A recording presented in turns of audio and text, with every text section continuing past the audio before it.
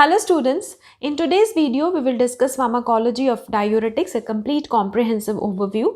Now diuretics are the agents that act on kidneys to make more urine. These agents cause a net loss of sodium and water in the urine. Now let's classify the diuretics. The first category includes high ceiling loop diuretics. These are the highly efficacious diuretics, for example furosemide, bumetanide, torsemide. These are the most effective of all the diuretics and they are most commonly used in the management of edema. Then thiazides and related diuretics, these are the medium efficacy diuretics and these include thiazides, which include hydrochlorothiazide, benzthiazide, and thiazide like diuretics, which include for example metolazone, indapamide. Now these drugs, these are the first line drugs. These are used as a first line drugs in the management of hypertension. Next category include carbonic anhydrase inhibitor, and this is a weak diuretic, for example acetazolamide. Now because of the self-limiting diuretic action of acetazolamide and production of acidosis and hypokalemia, acetazolamide is not preferred as a diuretic. Now next category of diuretics are the potassium sparing diuretics. These are weak diuretics and they are commonly used as adjuvant diuretics along with the other diuretics. These include aldosterone antagonists, for example spironolactone, and inhibitors of renal epithelial sodium channel, for example triamterene and amiloroid. Now, these drugs are commonly used as adjuvants with loop diuretics and thiazide diuretics. Now, both the loop diuretic and thiazide diuretics, they cause hypokalemia, whereas potassium sparing diuretics cause retention of potassium in the blood, and therefore these are commonly used as adjuvant or additional diuretics with other diuretics. Then last category of diuretics are the osmotic diuretics. These are the weak diuretics, for example mannitol, isosorbide, and these are commonly used in reducing increased intracranial pressure, then in reducing increased intraocular pressure, and they are also used in maintaining the glomerular filtration rate. Now, before starting discussing the pharmacology of diuretics, let's quickly revise function of kidneys and the role of diuretics. Now, look at this diagram. This diagram shows a structure of nephron, and these are the peritubular capillaries, and these peritubular capillaries are also termed as vasa recta.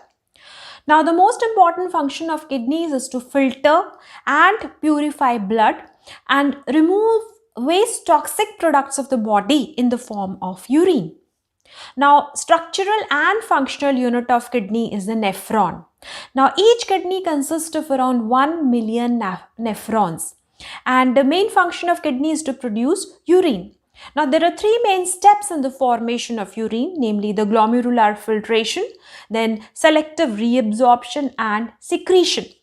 Now, blood in the glomerulus is filtered and the filtrate passes into the tubule of nephron. Now, around 180 liters of filtrate is produced daily by both the kidneys. Now, this filtrate consists of more than 90% water, then waste toxic products like urea, uric acid, creatinine, along with the useful substances like glucose, amino acids, vitamins, electrolytes like sodium, potassium, calcium, magnesium, etc. Now, all these essential substances that are required along with the water is reabsorbed.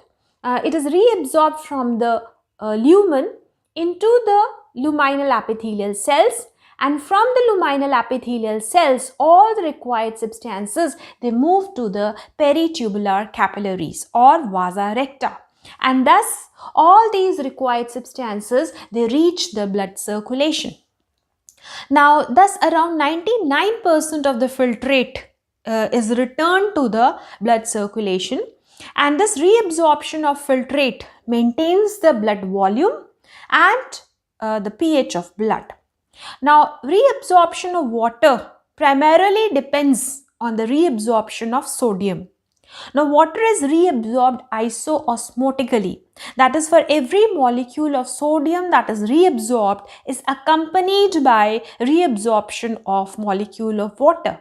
And thus, when the sodium is reabsorbed, the water follows. That means water follows higher sodium concentration. Now, very important to remember that out of 180 liter of filtrate, only 1 to 1.5 liter of urine is produced. That means rest of the filtrate, that is 99% of the filtrate, is reabsorbed in this renal tubule. At different sites, like the proximal convoluted tubule, here 65 to 70% of sodium and water is reabsorbed. Then this is the descending loop of Henle. Here 15% of water is reabsorbed. This is the ascending limb of loop of Henle. Here around 25% of sodium is reabsorbed. Now this is the early distal tubule. Here around 5% of sodium and 8% of the water content of the filtrate is reabsorbed. Now this is the late distal convoluted tubule and collecting duct. Here around 3% of sodium is absorbed, and apart from this, water is also absorbed. Now absorption of water is tightly regulated by antidiuretic hormone in the collecting duct, whereas reabsorption of sodium is regulated by the aldosterone. So this is how at different sites water and sodium is reabsorbed from the renal tubule into the luminal epithelial cells, and from the luminal epithelial cells, sodium along with the water moves into the peritubular capillaries or vasa recta, and from here sodium as well as water, they reach the blood circulation, and this is how the blood volume and the pH of blood is maintained. Now, diuretics are the agents that act upon kidney and they increase the volume of urine, thereby reducing the volume of blood. Now, what diuretics do is this, that diuretics decrease the reabsorption of sodium as well as the reabsorption of water from the lumen into the peritubular capillaries. Thus, diuretics are the agents that cause net loss of sodium and water in the urine. Now, since these diuretics, they increase the volume of urine, they reduce the volume of blood, they are primarily useful in the management of edema and hypertension. Now, let's first discuss pharmacology of high ceiling loop diuretics. These are highly efficacious diuretics. These are more effective than the other diuretics. And the major site of action is the thick ascending limb of loop of Henle. And the prototype drug is furosemide. It is a rapidly acting oral diuretic. Now, look at this diagram. This diagram shows lumen of the nephron. This is a luminal epithelial cell, and this is a section of the peritubular capillary showing the blood. Now, luminal epithelial cell has two surfaces. Apical surface is towards the lumen, whereas the basolateral surface is towards the vasa recta, that is towards the capillary, peritubular capillary. Now, this diagram shows sodium potassium 2 chloride co-transporter. Now, this is a protein, and this is responsible for the transportation of sodium, chloride, then potassium from the filtrate to the epithelial cell. And these ions are further transported to the blood. So, the sodium here is reabsorbed from the filtrate into the blood. Now, very important to remember that around 25% of sodium is reabsorbed in the thick ascending limb of loop of Henle. Now, furosemide inhibits sodium potassium 2 chloride co-transport. This prevents reabsorption of sodium, and this causes net loss of sodium and hence water in the urine. This increases the urine volume, and this is how furosemide exerts its diuretic effect. Now, intravenous furosemide increases synthesis of prostaglandins, local synthesis of prostaglandins. Prostaglandins are vasodilators. They dilate the renal blood vessels. This increases renal blood flow. Now, apart from this, dilation of veins increases systemic venous capacitance, and that decreases the Now, dilation of superior vena cava, inferior vena cava decreases the left ventricular filling pressure, and this provides relief in the left ventricular failure and pulmonary edema. Now, apart from this, furosemide also increases calcium and magnesium excretion, and it decreases uric acid excretion. Now, furosemide or the loop diuretics, they are very useful in the management of edema irrespective of its etiology, and they are very useful in the management of cardiac, hepatic and renal edema. Now, apart from this, since these loop diuretics, they reduce the blood volume, thereby reducing the cardiac output, they also reduce the blood pressure, and therefore they are useful in management of hypertension. Now, main adverse effect is the hypokalemia, that is reduced potassium in the blood. Now, and therefore, since they cause hypokalemia, potassium sparing diuretics, they are used as adjuvants with the loop diuretics, because potassium sparing diuretics, they cause retention of potassium in the blood. Now, rarely these drugs, furosemide causes ototoxicity. Apart from this, furosemide is a sulfamyl derivative, so allergy can occur if the patient is allergic to sulfa drugs. Now, let's talk about the second category of diuretics, namely thiazides and the related diuretics. Now, hydrochlorothiazide, chlorthalidone and indapamide are the commonly used thiazides and the related diuretics. Site of action is the early convoluted distal tubule. Now, very important to remember that in early distal convoluted tubule, around 5 to 10% of sodium from the filtrate is reabsorbed. Now, thiazides block thiazide sensitive sodium chloride symport. So, sodium is not transported from the filtrate to the epithelial cell, and further sodium is not reabsorbed in the blood. And this is how thiazides exert diuretic effect. So, this causes loss of sodium and thus water in the filtrate, thereby increasing the volume of urine. Now, thiazides also increase calcium reabsorption. Now, since thiazides block sodium chloride symport, they produce fall in the concentration of sodium in the epithelial cells. So, these diuretics, they directly increase the activity of sodium calcium antiporter, so that sodium is transported from the blood to the epithelial cells, thereby maintaining the concentration of sodium in the epithelial cells. But on the other hand, this causes increased transportation of calcium from the epithelial cells to the blood, and therefore there is increase in the calcium reabsorption. So, this is about the mechanism of action of thiazides and the related diuretics. Now, these drugs, they are used as first line drugs in the management of primary hypertension, as they reduce the blood volume, and they are also used as adjuvants in the management of edema, and these are effective in nephrogenic diabetes insipidus, and since they increase the calcium reabsorption, they reduce the calcium excretion, and therefore they are also useful in hypercalciuria. Now, major side effects is the hypokalemia, that is low levels of potassium in the blood, then hypercalcemia, high concentration of calcium in the blood, then hyperuricemia. Now, allergy, if the patient is allergic to sulfa drugs. Now, let's talk about the third category of diuretics, namely carbonic anhydrase inhibitor, for example, acetazolamide. Acetazolamide is a sulfonamide derivative, and it non-competitively but reversibly inhibit carbonic anhydrase and produce the diuretic effect. Now, site of action is the proximal convoluted tubule. Now, look at this diagram. This is the lumen, this is the epithelial cell of proximal convoluted tubule, and this is a section of vasa recta showing the blood. Now, here is present the sodium hydrogen antiporter. Now, this mediates reabsorption of sodium from the filtrate into the blood in exchange of hydrogen. So, hydrogen is secreted in the filtrate. Now, acetazolamide inhibits carbonic anhydrase 2 in the epithelial cell.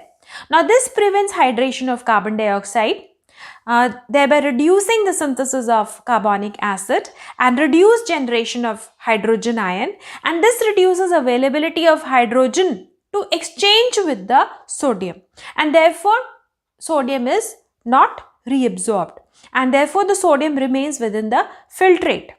And since the reabsorption of sodium is prevented, reabsorption of water is also reduced, and therefore there is increase in the volume of urine. Now, apart from this, when the sodium is reabsorbed, hydrogen is secreted in the filtrate. Now, this hydrogen ion combines with the bicarbonate ion in the filtrate to form carbonic acid. Now, acetazolamide further inhibits carbonic anhydrase 4 in the lumen, thereby preventing dissociation of carbonic acid to water and carbon dioxide. So, there is reduced generation of carbon dioxide, and thus there is reduced diffusion of carbon dioxide from the lumen to the epithelial cell. Again, this reduces the availability of hydrogen for exchange with the sodium. So, this is how the acetazolamide produces its diuretic effect. Now, apart from this, in the presence of acetazolamide, since the sodium is not reabsorbed, hydrogen is not secreted, and therefore hydrogen is not available for combination with the bicarbonate ion. So, bicarbonate ion is excreted in the urine, and this makes the urine alkaline, and further it causes metabolic acidosis. And since acetazolamide causes metabolic acidosis, its diuretic action is self-limiting, and therefore it is not preferred as a diuretic. Now quickly let's talk about the uses. Now, acetazolamide, as we have already discussed, is not preferred as a diuretic as it causes marked caliurasis, acidosis, and exhibits self-limiting diuretic action. However, it is useful in glaucoma. Now, aqueous humor fluid of the eye is rich in bicarbonate, and acetazolamide causes loss of bicarbonate in urine, and this leads to the reduced synthesis of aqueous humor and reduces the intraocular pressure, and therefore acetazolamide is used as an adjuvant in the treatment of glaucoma. Apart from this, as we have seen that it causes loss of bicarbonate in the urine, it makes the urine alkaline, and therefore it is useful in excretion of certain acidic drugs, and it has also been found to increase or elevate the seizure threshold, and therefore again it is used as an adjuvant in epilepsy, and it is also used to provide symptomatic relief and prophylactic effect in acute mountain sickness. Now let's talk about the next category of diuretics, namely the potassium sparing diuretics. Now, as discussed earlier, these are of two types. First type is the aldosterone antagonist, for example spironolactone, and another type of potassium sparing diuretics are the blockers of renal epithelial sodium channels, for example amiloride. Now let's first talk about the spironolactone. It is a steroid. It is chemically related to mineralocorticoid, that is aldosterone. Now aldosterone, represented here as capital A in the red color, regulates reabsorption of sodium in the distal convoluted tubule and the collecting duct. Now the major site of action of these drugs is the distal convoluted tubule and the collecting duct. This is the epithelial cell of distal convoluted tubule and the collecting duct, whereas this represents the epithelial cell of the collecting duct. Now aldosterone regulates the reabsorption of sodium in the distal convoluted tubule and collecting duct. Now a fall in the level of sodium in the blood or rise in the level of potassium in the blood or angiotensin II stimulates the release of steroidal hormone, that is aldosterone.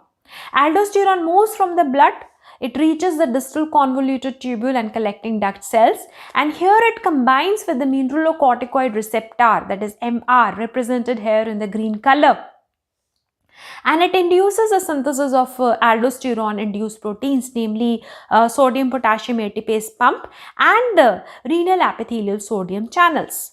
So these two are the aldosterone induced proteins.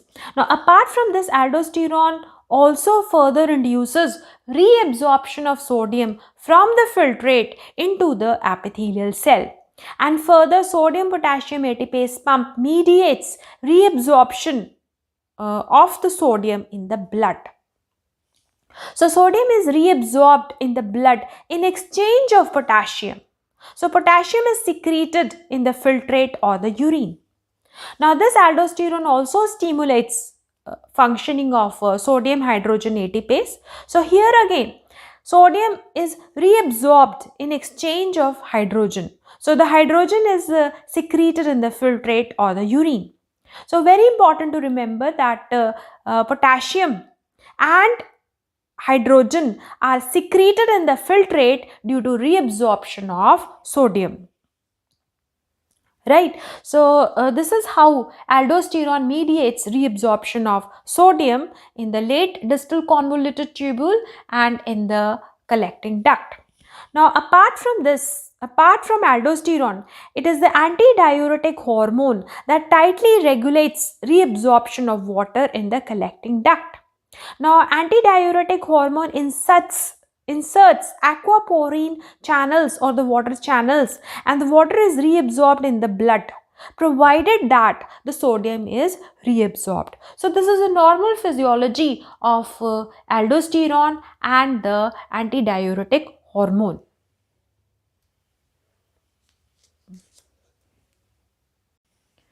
Now talking about the mechanism of action of spironolactone.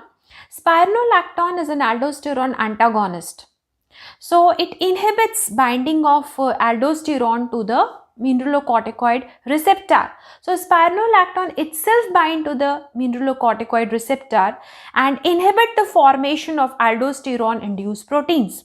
So on one hand, there is reduced synthesis of sodium channels and reduced reabsorption of sodium. While on the other hand, there is reduced synthesis of sodium potassium ATPase pump and thus reduced reabsorption of sodium from the filtrate to the blood. So this sodium is not reabsorbed. Now very important that since sodium is not reabsorbed, potassium is also not secreted. Potassium is also not excreted in the urine. So this causes retention of potassium in the blood. Now, apart from this, spironolactone also inhibits aldosterone mediated ATP synthesis, and thus it reduces the functioning of sodium hydrogen ATPase. Now, this again inhibits reabsorption of sodium. It also inhibits excretion of hydrogen, and since hydrogen is not secreted in the presence of spironolactone, this luminal bicarbonate, it is excreted in the urine, and this makes the urine alkaline and can further cause metabolic acidosis. So this is how spironolactone inhibits reabsorption of sodium and also prevents loss of potassium in the urine, loss of hydrogen in the urine. So, since sodium is not reabsorbed, water is also not reabsorbed in the collecting duct because reabsorption of water depends upon antidiuretic hormone as well as on the aldosterone. So, inhibition of the reabsorption of sodium prevents the reabsorption of water from the filtrate into the blood. Now talking about the amiloride, which is the inhibitor of renal epithelial sodium channels. Amiloride blocks the sodium channels, and since it blocks the sodium channels, it inhibits the reabsorption of sodium, and it also prevents the loss of potassium in the urine. Now talking about the uses of potassium sparing diuretics, these are the mild diuretics, and these are used as adjuvant diuretics. These diuretics are used along with thiazides and loop diuretics. Now they are also useful in cirrhotic and nephrotic edema where levels of aldosterone are high. And since spironolactone is an aldosterone antagonist, it's very useful in hypertension associated with renal fibrosis and left ventricular hypertrophy, and it is also used in moderate to severe congestive heart failure as it retards the disease progression and reduces the mortality. Now talking about the adverse effect, the most severe adverse effect of these diuretics is the hyperkalemia, as they cause retention of potassium in the blood. Now let's talk about osmotic diuretics. These are pharmacologically inert substances. Mannitol is a prototype drug and the major site of action is the proximal convoluted tubule and descending limb of loop of Henle. Now these two sites are freely permeable to water. Now talking about the mannitol is a non-electrolyte of low molecular weight. It is freely filtered at the glomerulus and it is not reabsorbed in the tubular lumen. So it increases osmolarity of the tubular fluid. That means it increases solute concentration in the tubular fluid and thus it retains water isoosmotically in the proximal convoluted tubule as well as in the descending limb of loop of Henle. And further to this, it causes excessive dilution of the fluid in the tubule of the nephron, and because of that sodium is also not reabsorbed and thus loss of water and sodium causes diuresis. Now these osmotic diuretics, they are found to be useful in reducing the increased intracranial pressure, and they also reduce the increased intraocular pressure, and they're also useful in oliguria and in impending acute renal failure. However, these drugs, that is osmotic diuretics, they are contraindicated in anuria where the kidney is producing no urine at all. So this is in brief on pharmacology of diuretics, a complete comprehensive overview. Now please note that the information provided in this video is meant exclusively for the students from their examination point of view, and please kindly consult your physician for the clinical use of diuretics. Now if you find the video useful, kindly like, subscribe and share this video. Thanks for watching this video.